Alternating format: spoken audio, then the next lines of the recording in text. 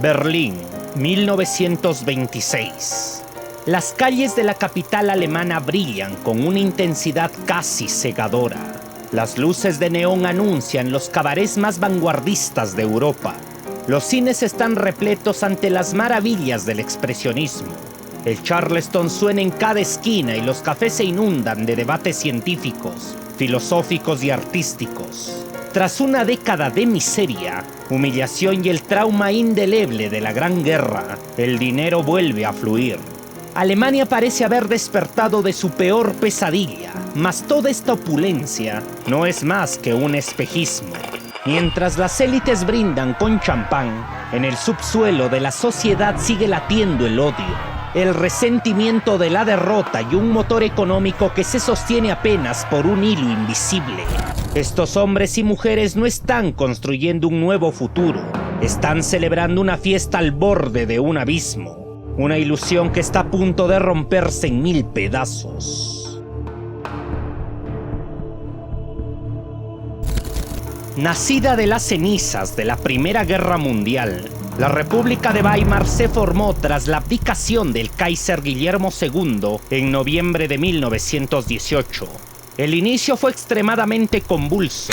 El levantamiento espartaquista o el golpe de estado de Kapp fueron enfrentamientos sangrientos que dejaron un resentimiento profundo entre la izquierda y la derecha. El estigma de haber firmado el Tratado de Versalles, que imponía al país reparaciones de guerra inasumibles, aumentó la carga en la naciente república. Winston Churchill escribió: "Los vencedores impusieron a los vencidos todas las condiciones que la prudencia militar sugería, pero dejaron una herida abierta en el corazón de la nación alemana".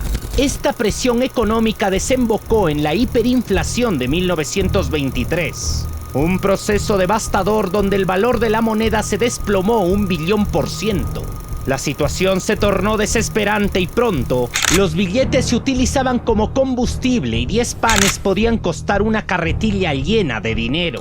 Mediante un drástico plan de estabilización económica que incluía una nueva moneda, el Rentenmark, y la inyección de gigantescos préstamos estadounidenses mediante el Plan Dawes, se pudo recuperar poco a poco la estabilidad. Thomas Mann registró sobre este periodo: la tendera que, sin pestañear, exigía 100 millones por un huevo, perdió la capacidad de sorprenderse, y nada de lo que ha sucedido desde entonces ha sido lo suficientemente descabellado o cruel como para sorprenderla. Las cicatrices psicológicas de este periodo fueron profundas, pero en la superficie el milagro ocurrió. Con los bolsillos llenos de dinero prestado, el país apagó el incendio y se entregó a un frenesí de creatividad, exceso y libertad. Alemania estaba lista para olvidar su dolor. Berlín iba a encender las luces de su época más brillante y también la más peligrosa. Tras recuperarse de la crisis, Alemania entró en un lustro de esplendor artístico y científico conocido como los felices años 20. Berlín se convirtió en el epicentro de la modernidad mundial, atrayendo a intelectuales y artistas innovadores. La Bauhaus, fundada por Walter Gropius, fue una revolucionaria escuela de diseño, arquitectura y arte, que sentó las bases del diseño industrial y gráfico moderno. Bajo la premisa de que la forma sigue a la función, se eliminó la ornamentación innecesaria de la época clásica y los objetos pasaron a ser útiles, prácticos y económicos de producir. Un crítico de arte mencionó: la Bauhaus eliminó todo el adorno clásico innecesario para dejar que la estructura y los materiales hablen por sí mismos. En respuesta, el expresionismo alemán también se consolidó en este periodo. Las pinturas expresionistas no buscaban pintar la realidad de forma realista. Su objetivo era expresar los sentimientos internos del artista. Ansiedad, miedo, soledad y utopía se mostraban en deformaciones, colores violentos y líneas quebradas. Mientras la Bauhaus mencionaba "menos es más", el expresionismo declaraba: la emoción es la que da forma a la realidad. El cine fue alcanzado por el expresionismo. y pronto las salas se llenaban con obras maestras y atemporales. El gabinete del Dr. Caligari de Robert Vina demostró en su estética deformada y su giro final lo grande que podía llegar a ser el cine de terror. Nosferatu de Murnau, con su uso de sombras y sus paisajes grotescos, mostró al vampiro más aterrador de la historia del cine. Los prejuicios antisemitas también se mostraban en el Golem de Wegener, donde los judíos, en su ansia por defenderse, creaban un ser monstruoso y mítico.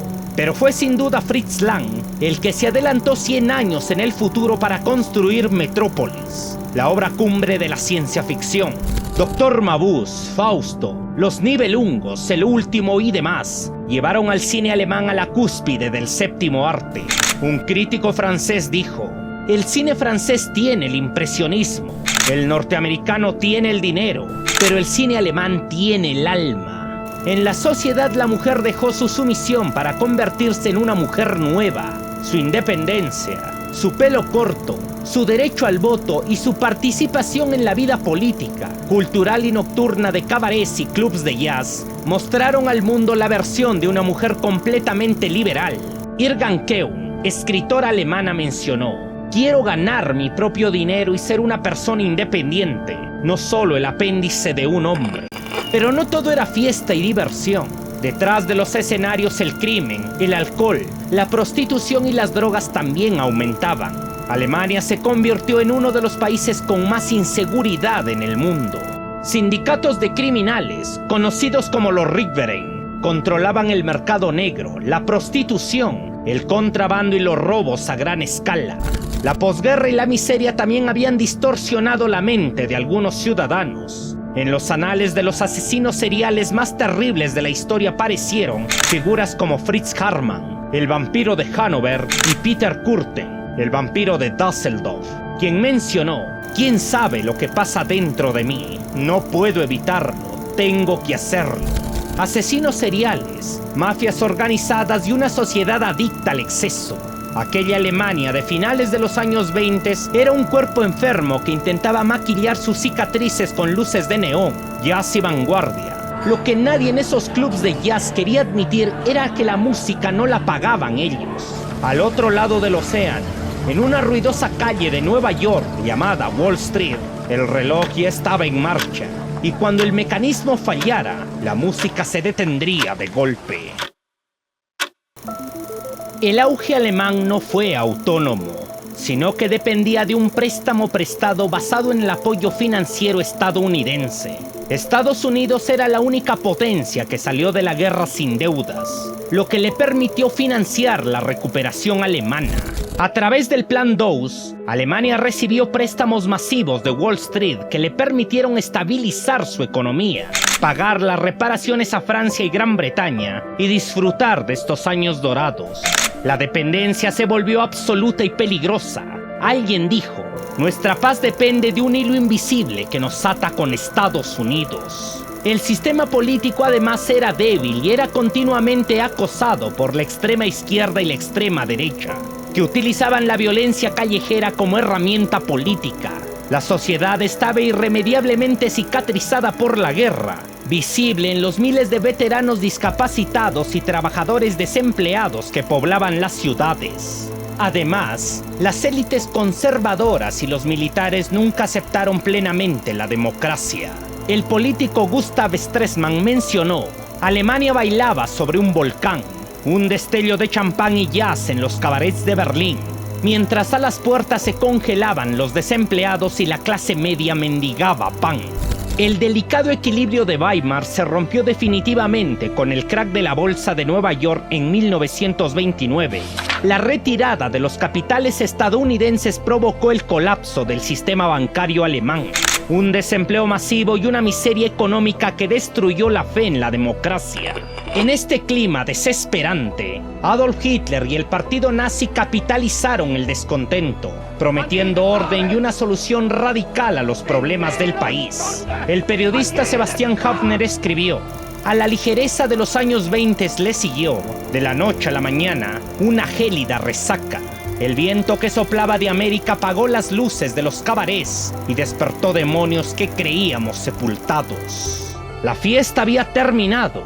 La ilusión de los años 20 en Weimar demostró que una democracia no puede sostenerse solo con vanguardia y luces de neón.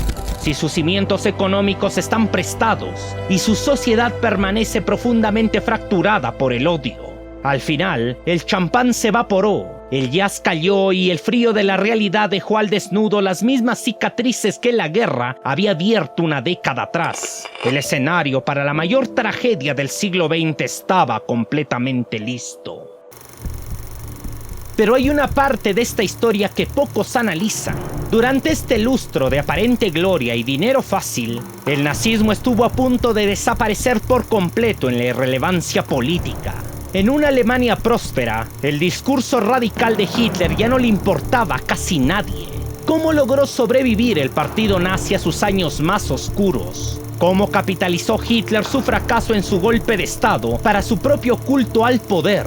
Te invito a descubrirlo en el capítulo 6 de nuestra serie principal, El director de escena. Haz clic en el video que aparece en pantalla y acompáñame a diseccionar el cerebro de la bestia. Te veo allí.